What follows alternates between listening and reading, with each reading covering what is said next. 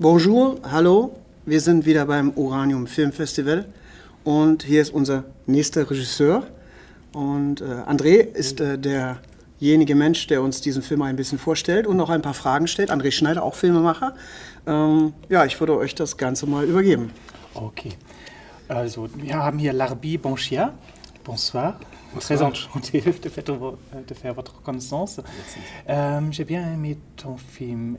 J'aimerais très bien que vous expliquiez un peu de ce qui le film s'agit. Ich habe ihn gefragt, um was es in seinem Film denn geht, dass uns vielleicht eine kurze Vorstellung gibt. Alors le film que vous allez voir ce soir s'appelle Bon baiser de Mororoa. Liebesgrüße aus Mororoa. C'est le troisième film que je fais autour des conséquences des essais nucléaires français. Okay. Also der Film Liebesgrüße aus Mororoa ist bereits der dritte Film, den er zum Thema der französischen Atomtests im Südpazifik gemacht hat. Alors, le premier film, c'était un film sur l'état radiologique des anciens sites des essais nucléaires français dans le Sahara algérien. Okay, sein erster Film handelte von den Nukleartests in der Sahara. Ja.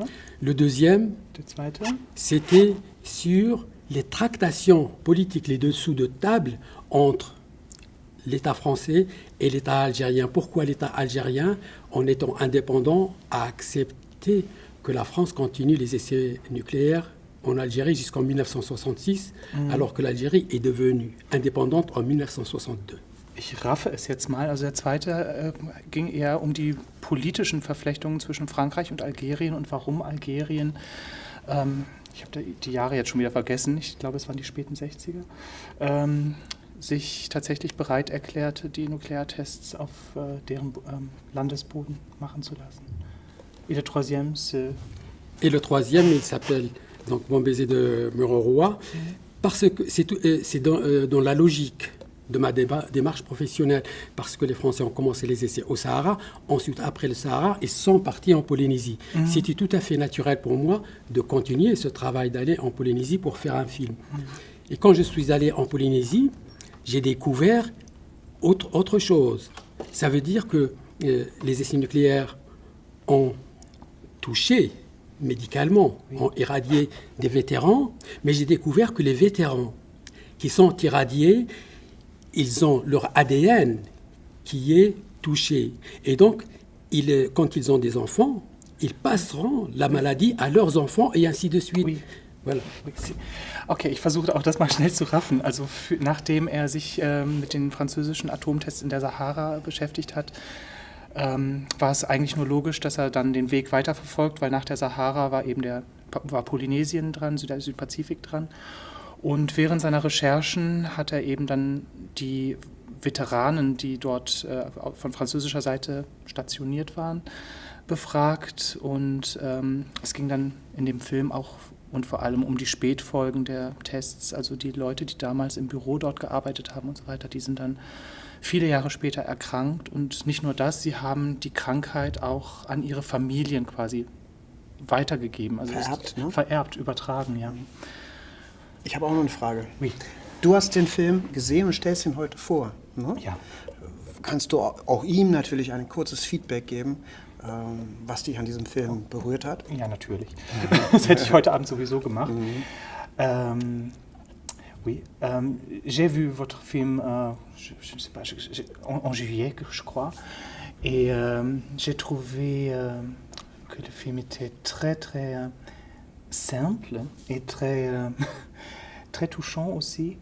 Et c'est une intensité vraiment émue et ça m'a touché beaucoup. Also was ich an seinem Film sehr mag, sehr schätze, ist, dass er eine unglaubliche Einfachheit hat. Er ist sehr klar und sehr gerade. C'est une clarité, une simplicité extraordinaire.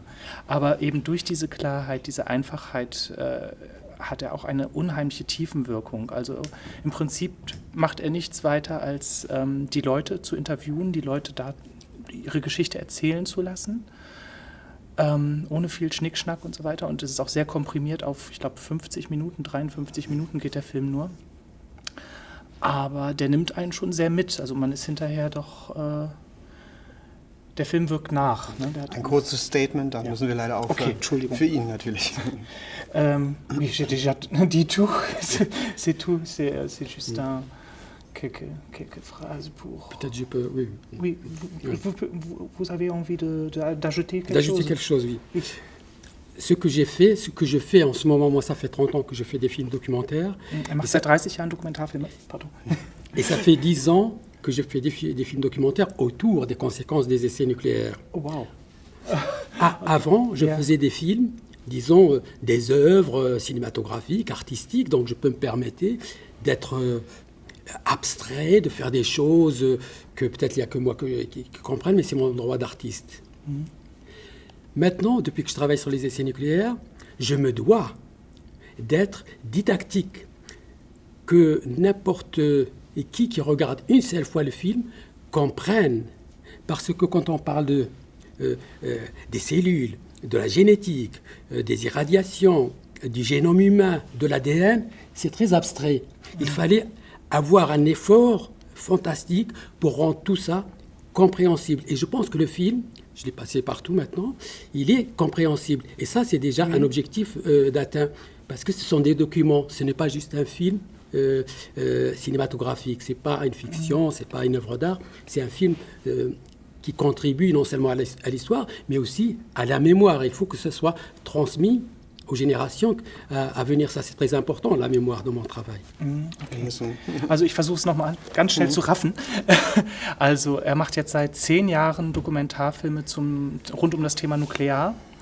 Und ihm ist es gerade wichtig, gerade bei diesen 3 Filmen, die er eben kurz vorgestellt hat, einen schnellen, klaren Zugang zu schaffen. Dass also die Leute ohne großes Hintergrundwissen sehr gut verstehen können, um was es geht. Wie die Betroffenheit der Opfer oder der Überlebenden sich transportiert. Also er hat großen Wert eben auf diese Klarheit, die ich vorhin auch schon angesprochen habe, gelegt.